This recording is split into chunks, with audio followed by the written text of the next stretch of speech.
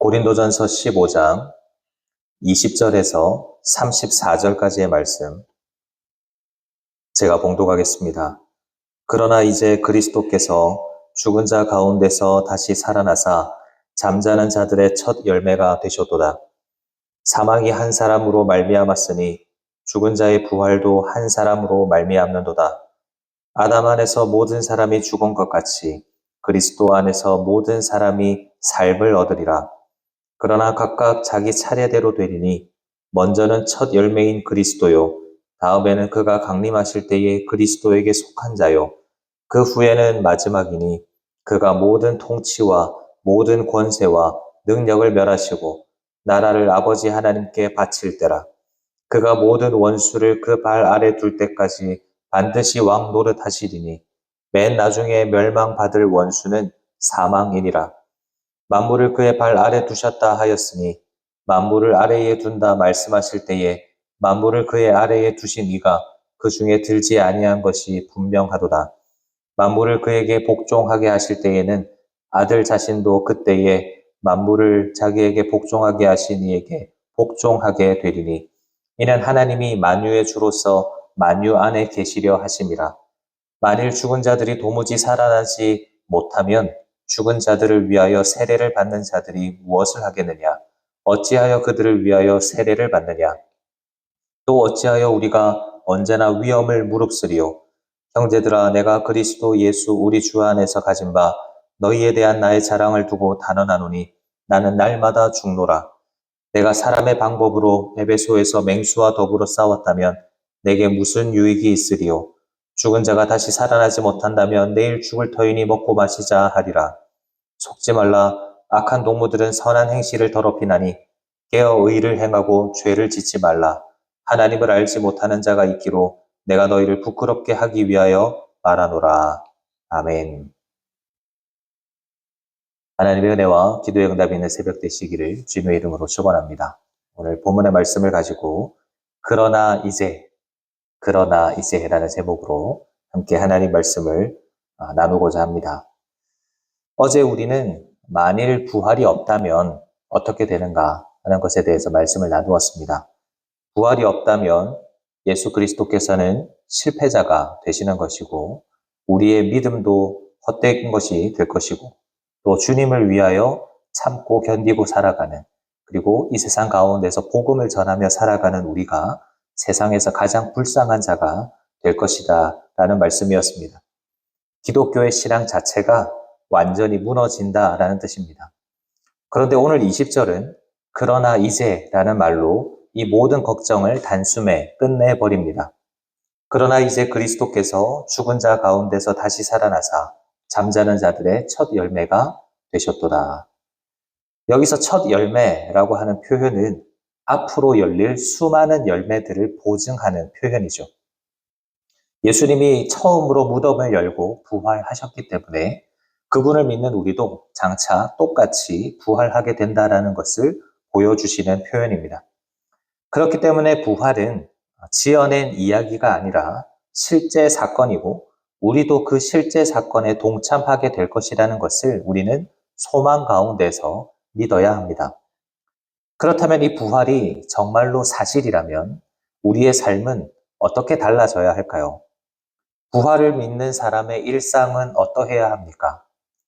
오늘 본문에서 바울은 부활이 가지고 온 두 가지 결과에 대해서 이야기를 하는데요.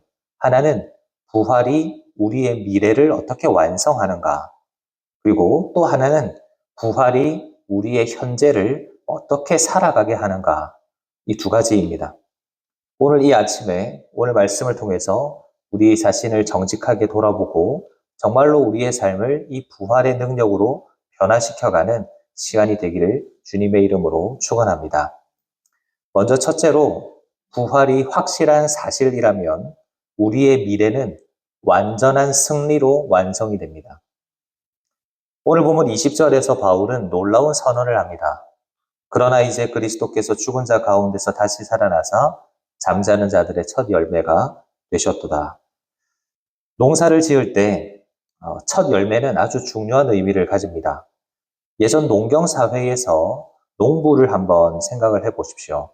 긴 겨울이 지나고 이제 밭에 나아가서 농사를 짓게 될 때 드디어 나무나 밭에서 처음으로 곡식이나 과일 하나를 거두게 됩니다. 그 첫 열매를 손에 쥔 농부는 무엇을 생각하겠습니까? 아, 이제 이거 겨우 하나 열리고 올해 농사는 끝이 나겠구나. 이렇게 실망을 하겠습니까?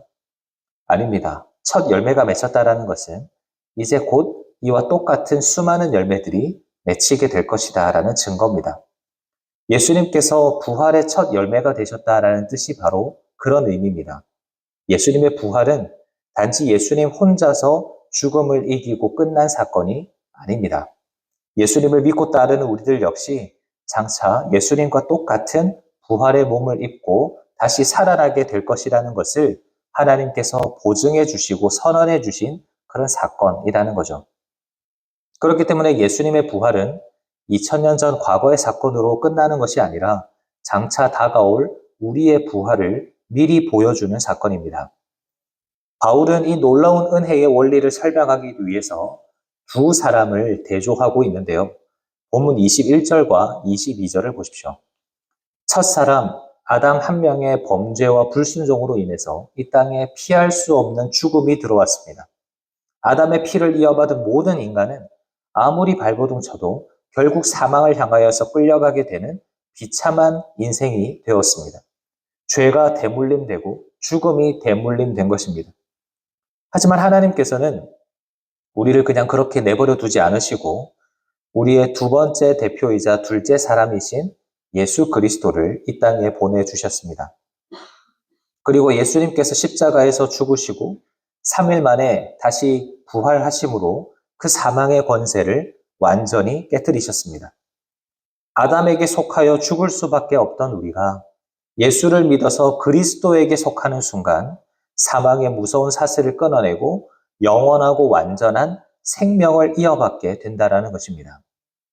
아담 안에서 모든 사람이 죽은 것 같이 이제는 그리스도 안에서 모든 사람이 진정한 삶을 얻게 되었습니다. 이 위대한 구원의 완성에는 하나님이 정하신 순서가 있습니다. 23절을 보면 가장 먼저 첫 열매이신 예수님이 부활하셨습니다. 그 다음 순서가 언제입니까? 바로 예수님이 이 땅에 오시는 그 영광스러운 재림의 날입니다. 주님이 강림하실 때에 주님께 속하여 잠자고 있던 모든 성도들이 영광스러운 몸을 입고 온전히 살아나게 될 것입니다. 영혼뿐만 아니라 우리의 육체까지도 완전하게 부활하는 구원의 최종 완성이 일어나는 것입니다. 그리고 마침내 이 세상의 역사가 끝나는 최종적인 마지막 때가 되면 온 우주적인 승리가 선포가 되는데요. 24절부터 26절까지를 보시면 부활하신 예수님께서 이 땅의 모든 악한 통치와 모든 권세와 능력을 다 무너뜨리시고 멸하실 것입니다. 그리고 인간을 두렵게 만들고 또 짓눌러 왔던 원수들을 무너뜨리실 것인데 가장 큰 원수인 사망까지도 완전히 짓밟아 없애버리실 것입니다. 더 이상 죽음의 공포가 없고 이별의 눈물이 없고 우리를 괴롭히던 육신의 질병과 마음의 고통이 완전히 사라진 그 완전한 하나님의 나라가 마침내 우리의 눈앞에 완성이 되는 것입니다. 사랑하는 여러분, 우리가 믿는 부활이라고 하는 것은 막연한 환상이나 동화 속 이야기가 아닙니다. 부활은 사망 권세가 완전히 박살이 나고 하나님의 통치가 온전하게 이루어지는 최종적인 승리가 우리에게 주어질 것이라는 것을 확실하게 선언하는 보증과도 같습니다. 이 미래의 완전한 승리를 믿는다면 오늘을 살아가는 우리의 태도는 이제 달라져야 합니다. 우리는 흔히 인생을 끝을 알 수 없는 불안한 길이라고 생각합니다. 그래서 조금이라도 손해를 볼까봐 세상 사람들과 다를 바 없이 똑같이 악착같이 무언가를 움켜쥐려고 하고 내 뜻대로 풀리지 않으면 금세 불안해합니다. 육신을 무너뜨리는 질병이나 또 경제적인 위기가 찾아오면 마치 세상이 끝난 사람처럼 두려워하면서 절망하기도 합니다. 불의한 사람들이 이 세상 가운데서 득세하는 것을 보면 나 혼자 바보같이 사는 것 같아서 억울한 마음이 들기도 합니다. 하지만 여러분, 이미 결과를 다 알고 있는 스포츠 경기를 한번 떠올려 보십시오. 우리 팀이 결국 이길 것이라는 것을 분명히 알고 있다면 그 경기를 내가 다시 보는 그 상황 가운데에서 상대 팀에게 점수를 내줘도 아무리 큰 위기의 상황을 맞아도 우리는 불안하지가 않습니다. 어차피 우리가 이길 것이라는 생각으로 여유 있게 그 경기를 볼 수 있는 거죠. 부활의 첫 열매 되신 주님께서 우리에게 주신 은혜가 바로 이것입니다. 주님은 우리의 인생의 가장 큰 원수라고 할 수 있는 사망까지도 짓밟으시고 우리의 인생의 마지막 결론을 승리라는 것으로 확정하셨습니다. 그렇기 때문에 우리는 세상의 방식에 굴복하면서 살아갈 필요가 없습니다. 당장에 손해가 생기는 일이 있다 하더라도 정직함을 선택하면서 살아가고 억울한 일이 있다 할지라도 악을 악으로 갚지 않고 도리어 용서할 수 있는 넉넉한 태도와 삶을 살아갈 수 있는 것입니다. 심지어 질병과 죽음의 위협 앞에서도 두려움 대신에 하늘의 소망을 품고 의연한 태도로 살아갈 수가 있습니다. 그것이 우리가 살아가야 할 삶의 모습인 것입니다. 우리의 인생은 승리를 얻어내기 위해서 아등바등 살아가는 그런 불안한 삶이 아니라 이미 주님이 확정해 놓으신 그 승리를 누리면서 걸어가는 영광스러운 걸음입니다. 이 흔들리지 않는 사실을 굳게 품고 오늘도 우리에게 주어진 이 현실과 두려움 앞에서도 타협하거나 힘들어하지 마시기를 바랍니다. 이미 이긴 자다운 여유와 거룩한 당당함을 가지고 오늘 나에게 주어진 삶의 자리를 넉넉하게 이겨내는 우리 모두가 다 되시기를 주님의 이름으로 축원합니다. 둘째로 이 부활이 확실한 사실이라면 우리의 현재는 고난을 무릅쓰는 거룩한 싸움이 되어야 합니다.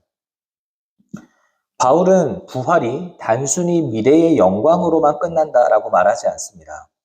부활이 확실하다면 당장 오늘을 살아가는 일상의 태도와 삶의 방식이 완전히 뒤집어져야 된다라고 이야기합니다. 그래서 앞서서는 미래의 승리를 바라보면서 당당하게, 정직하게 하나님의 뜻을 따라 살아가야 한다라고 말씀을 드렸는데 그뿐만이 아닙니다. 바울은 이것을 설명하기 위해서 본문 29절에서 그 당시 고린도 지역에 있던 죽은 자들을 위한 세례라는 독특한 관습을 언급합니다. 죽은 자들을 위한 세례라는 것은 이방 종교의 영향을 받은 독특한 관습이었는데요. 예수를 믿기로 결심을 했는데 갑작스러운 전염병이나 사고로 미처 세례를 받지 못하고 죽은 가족이 있다면 그러면 살아남아 있는 그 가족들이 죽은 사람의 침상 밑에 들어가서 그 사람을 대신해서 세례를 받는 그런 풍습이 있었습니다. 바울은 지금 이 미신적이고 잘못된 행동에 대해서 잘했다라고 칭찬을 하거나 아니면 그것이 옳다라고 인정하고 있지 않습니다. 바울은 그들의 앞뒤가 맞지 않은 논리적인 모순을 지적하고 있습니다. 너희는 입술로는 죽은 자들의 부활이 없다라고 말하면서 왜 막상 가족이 죽으면 그들이 영원한 생명을 얻기를 바라면서 대신 세례까지 받고 있느냐. 지금 너희의 행동 자체가 사실은 죽음 이후에 삶과 부활을 간절하게 소망하고 있는 그런 증거가 아니냐. 이렇게 지적하고 있는 거죠. 세례라는 것은 본래 내세와 부활을 전제로 하는 것입니다. 우리가 세례를 받는다라는 것은 나는 이제 죄에 대해서 죽고 예수님의 부활 생명으로 다시 태어났다라는 것을 선언하는 것이고 고백하는 것입니다. 이 땅에 썩어질 것에 소망을 두지 않고 영원한 하나님 나라를 바라보면서 나 자신을 거룩하게 구별하겠다라는 굳은 결단이 바로 세례예요.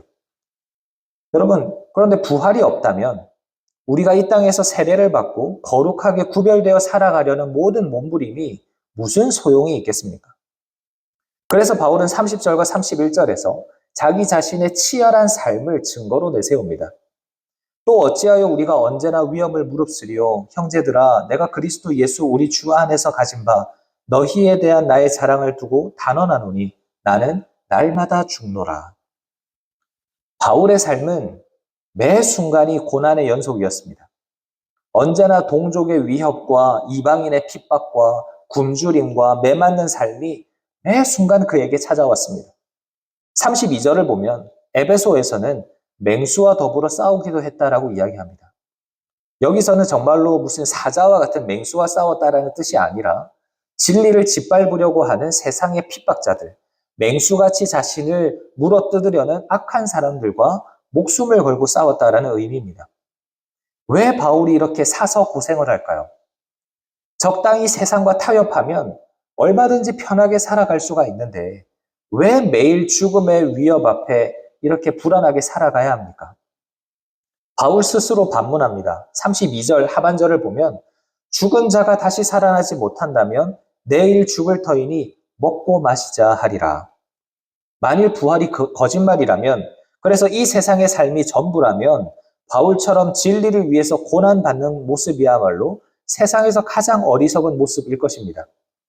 십자가니 복음이니 이런 것들 다 내려놓고 그저 남들처럼 내 이익 챙겨가면서 쾌락을 즐기면서 살아가다가 죽음을 맞이하는 것이 훨씬 더 현명하고 유익한 인생일 겁니다. 하지만 바울은 부활이 확실한 진리라는 것을 알았기 때문에 이 세상의 거짓된 것들과 타협하지 않고 기꺼이 고난을 무릅쓰면서 십자가의 좁은 길을 걸어갈 수가 있었다라는 겁니다. 사랑하는 여러분, 우리의 삶의 모습은 어떻습니까? 우리가 세상 속에서 타협하면서 살아가면 참 편해집니다. 세상의 거짓된 방식에 적당히 눈만 감으면 당장 내 손안에 무언가가 쥐어지고 더 높은 곳으로 올라갈 수 있고 세상도 나를 맹수처럼 공격하지 않습니다. 진리를 외치지 않고 가만히 입만 다물고 살아가면 아무런 문제가 없어 보입니다.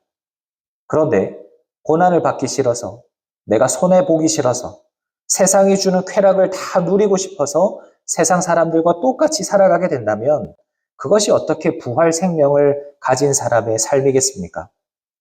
그래서 바울은 33절과 34절에서 이렇게 강조합니다. 속지 말라. 악한 동무들은 선한 행실을 더럽히나니 깨어 의를 행하고 죄를 짓지 말라.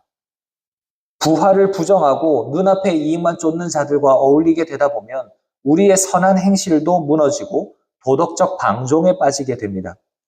바울은 영적인 깊은 잠에 빠져서 죄와 타협하는 그들을 향하여서 깨어라, 의를 행하라, 죄를 짓지 말라라고 단호하게 꾸짖고 있습니다. 여러분, 부활을 믿는다라는 것은 결코 마음 편한 위로의 말이 아닙니다. 부활신앙은 오늘 내 삶에서 죄악을 단호하게 끊어내고 거룩함을 선택하는 치열한 영적 싸움을 의미합니다. 세상의 유혹과 타협에서 벗어나야 합니다. 다가올 영광스러운 부활을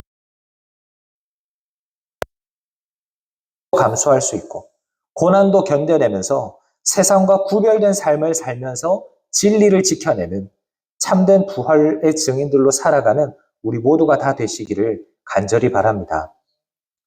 말씀을 마무리하겠습니다. 여러분, 만일 부활이 없다면 우리의 신앙이라는 것은 헛것에 불과하겠지만 예수님은 죽음을 이기시고 부활의 첫 열매가 되심으로써 우리의 영원한 승리를 확정시켜 주셨습니다. 부활은 결코 죽음 이후에만 누리는 먼 미래의 막연한 약속이 아닙니다. 부활은 이미 완성된 그 승리를 우리가 가지고 오늘을 치열하게 살아가는 그리스도인들의 가장 강력한 능력입니다. 우리의 미래가 완전한 승리라는 사실을 믿으십니까? 결코 세상 사람들과 동일하게 낙심하고 절망하지 마시기 바랍니다. 이미 모든 결론을 아는 사람답게, 이미 이긴 자답게 넉넉한 여유와 당당함을 가지고 오늘을 마주하시기 바랍니다. 더 나아가서 이 영광스러운 승리가 우리에게 주어졌기 때문에 우리는 세상의 달콤한 유혹과 결코 타협할 수가 없습니다. 남들처럼 편안하게 내 이익을 지키며 살아가는 그 넓은 길의 인생을 살아가는 것이 아니라 기꺼이 진리를 위해서 손해를 감수하며 죄와 단호하게 싸우는 좁은 길을 우리는 걸어가야 합니다. 그것이 부활 생명을 소유한 사람으로서의 마땅한 삶인 줄 믿습니다. 오늘 이 아침에 우리의 영적인 눈이 활짝 열리게 되기를 간절히 바랍니다. 악하고 어두운 세상 속에서 영적으로 깊이 깨어서 죄와 타협하지 않는 우리가 되기를 바랍니다.